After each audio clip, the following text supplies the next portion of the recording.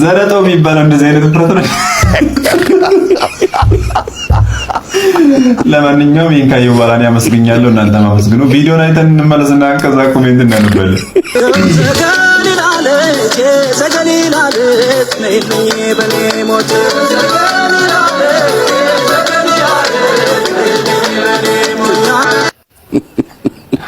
የዘገሊላ ዕለት የዘገሊላ ዕለት ውለደው በኔ ሞት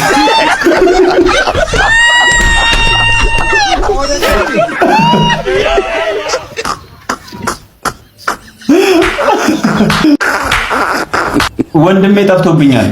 አንተ ወደ ውስጥ ነው ያለው እና ከፍተታል መሄጃ የላቸውም ብላችሁ ነው አይደል እንደዚህ የምትጫወቱብን? Oh my God.